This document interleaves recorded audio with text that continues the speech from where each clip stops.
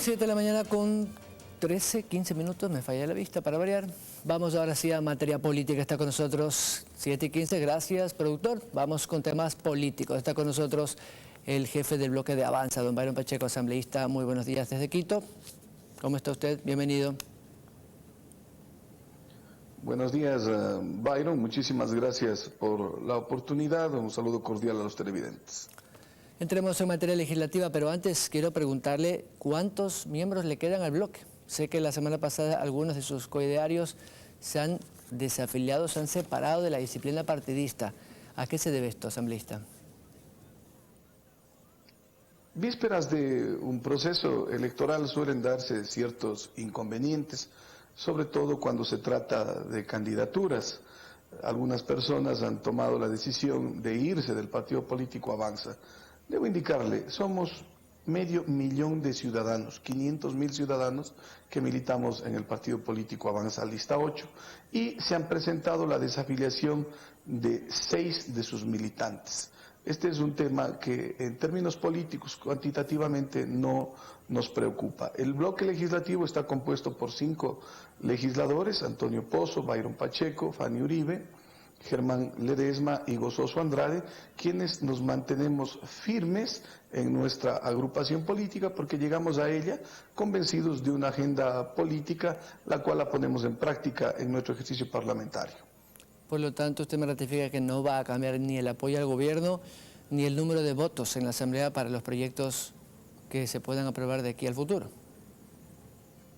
El apoyo al gobierno de nuestro partido está dado en la medida de que los objetivos y las propuestas planteadas desde el Ejecutivo hacia la Asamblea Nacional vayan en beneficio de las grandes mayorías del país.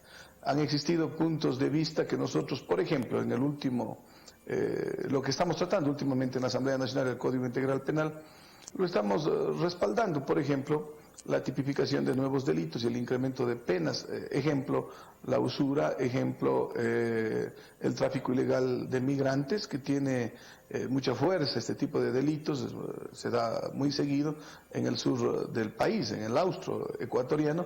Allí nosotros presentamos propuestas a través de observaciones para incrementar de 7 a 10 años la pena de privación de libertad por usura, y en el tráfico de migrantes hasta 12 años, y cuando se trata de que exista una muerte, se ocasione la muerte en este vía crucis que inicia como el sueño americano y termina en una pesadilla, la sanción sea de 23 años. Estas observaciones las presentó Byron Pacheco. Pero estamos en desacuerdo, por ejemplo, en temas como las contravenciones de primera clase, cuando existe un exceso de velocidad de parte de un conductor de un vehículo. Esto es una contravención simplemente, no es un delito. Cuando hablamos de delitos estamos hablando de otras circunstancias, cuando se ocasiona la muerte de una persona por un accidente de tránsito, cuando se conduce en estado de ebriedad, cuando se está contestando un teléfono celular y existe un accidente, cuando un chofer de un bus de pasajeros está con exceso de pasajeros y existe un accidente. Esos son delitos. Yo le hablo de una contravención que usted, yo, cualquier ciudadano, por alguna circunstancia, pasamos del límite de velocidad permitido. Se sanciona con prisión de 3 días, una multa de un salario mínimo vital y 10 puntos menos en la licencia. Nosotros hemos estado en desacuerdo con esa propuesta del Ejecutivo y planteábamos la sustitución de la prisión por trabajo comunitario, porque en estas circunstancias, como está aprobada la norma, usted no solamente que va a prisión, sino pierde su trabajo, está en circunstancias de que podría perder su trabajo, se le priva de estar en su núcleo familiar, produciendo para llevar el sustento familiar a su hogar por una contravención. Y así como hemos tenido algunas discrepancias, como por ejemplo en el tema de la mala práctica profesional, en concreto de la mala práctica médica, cuando nosotros creemos de que no se puede criminalizar en términos generales la práctica profesional de alguien que se ha esforzado, se ha sacrificado para obtener un título en una profesión tan difícil como es la de médico, y allí creemos de que se tiene que hacer una diferenciación.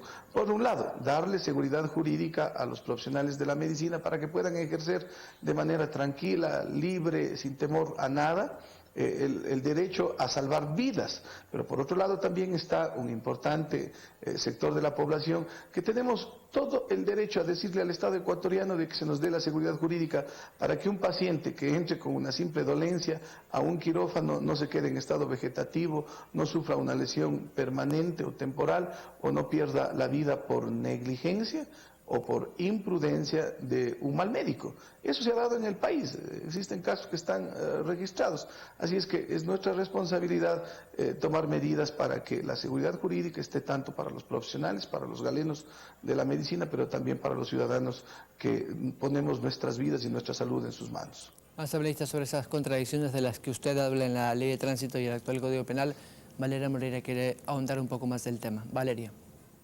Muchas gracias, Byron. Asambleísta Pacheco, muy buenos días.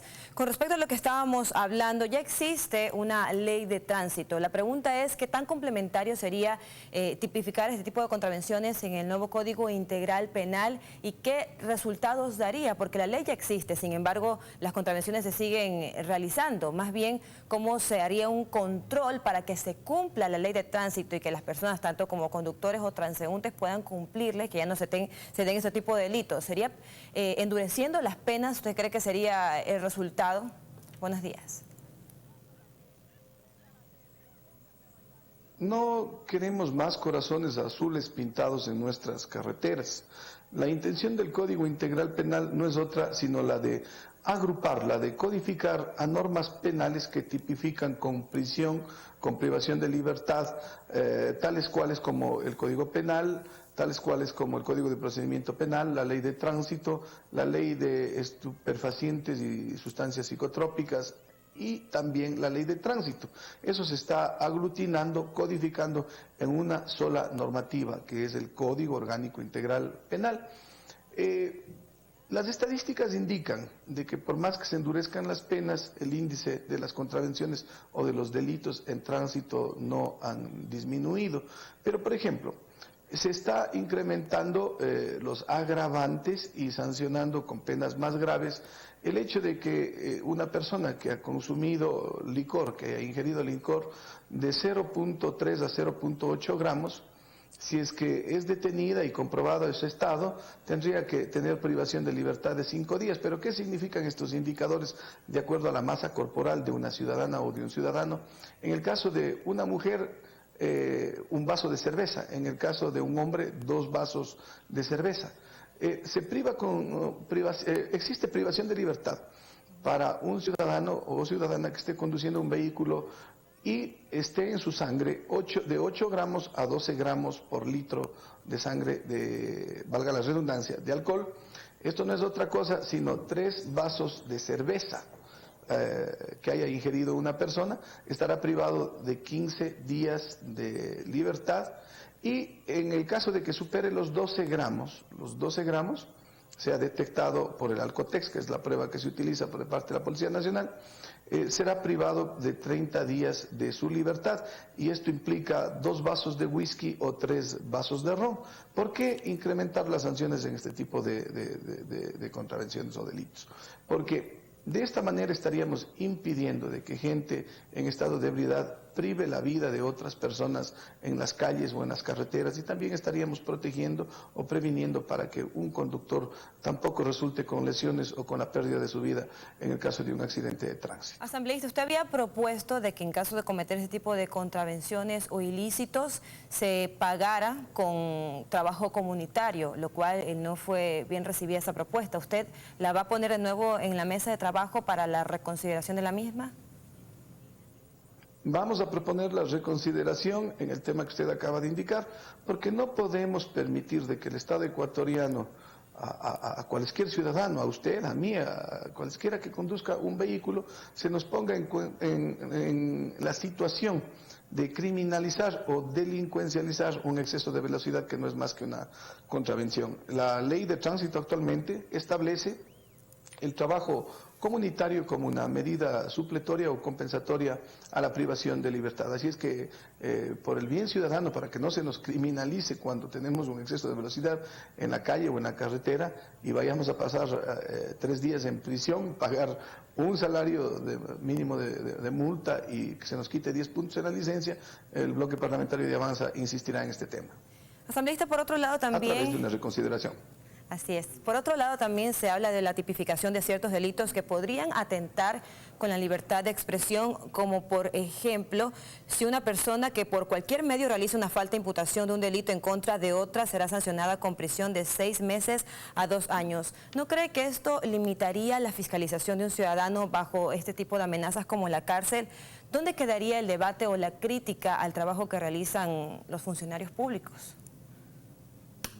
Bueno, no sé si estemos hablando del mismo tema, pero cuando una persona inculpa a otra persona falsamente por un delito, eso es una calumnia.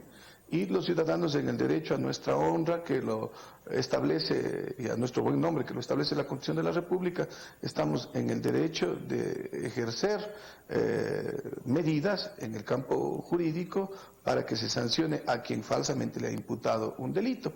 En cuanto a la libertad de expresión, esta está debidamente garantizada por el Estado ecuatoriano. Son los sectores de oposición, en la mayoría de los casos, quienes indican de que en el país se está privando del derecho a la libertad de comunicar, y no es así. Usted, cualquier persona, está en el derecho de comunicar, y los ciudadanos en el derecho de expresarnos, pero tanto usted como comunicadora cuanto los ciudadanos que respondemos a sus inquietudes estamos en el derecho y en la obligación de hacerlo con responsabilidad, de no perjudicar la honra o el buen nombre de una persona natural o jurídica. Y en el caso de que usted como periodista o el medio como periodista, no, retiro el usted, que una comunicadora social o un medio de comunicación se equivoquen, los ciudadanos tenemos, gracias a la ley de comunicación, el derecho a pedir la rectificación. Así es que la libertad de expresión, la libertad de prensa, la libertad de comunicación responsable y ética está garantizada para comunicadores y para los ciudadanos. Con respecto a la figura del pánico económico, con el cual trata de que se haga algún tipo de difusión en medios sobre algún acto que podría poner en peligro la economía del país, se tipificaría con hasta 10 años de prisión. ¿Usted no cree que esto dejaría abierta la interpretación por la forma en que está redactada esta norma a que se pudiera entender como algún tipo de persecución por algún ciudadano que haga alguna clase de declaración que podría interpretarse que podría ser peligrosa para el sector económico o no? Las personas que nos pronunciamos dentro del marco del derecho a la libertad de expresión de manera responsable, de manera profesional, de manera ética, no tenemos por qué tener miedo a este tipo de disposición. Van a tener que pensarlo más de una vez quienes han estado acostumbrados a utilizar términos económicos a través de diferentes medios, ¿no cree que se debe revisar de mejor? A través de los medios de comunicación. Sí. Para causar inestabilidad económica en el país. Y la inestabilidad económica en el país tiene muchos antecedentes. El pánico económico, el pánico financiero van de la mano. Pero estas dos figuras, si usted mira a lo inmediato anterior, en el sur del país, en más de una ocasión, que es de donde yo vengo, en más de una ocasión se ha escuchado los rumores a través de redes sociales, a través de los comentarios en la calle, que se originan de sectores interesados, de que tal cooperativa o de que tal banco está por quebrar. Y ventajosamente la solvencia económica, la actuación prudente y oportuna del Estado ecuatoriano ha hecho de que estas instituciones financieras no quiebren. ¿Por qué? Porque sectores interesados han corrido la teoría del chisme y del rumor. Esto en otras circunstancias y en otras condiciones podría llevar a consecuencias graves como las que ya ocurrió anteriormente con otras características, como una quiebra del sistema financiero o bancario.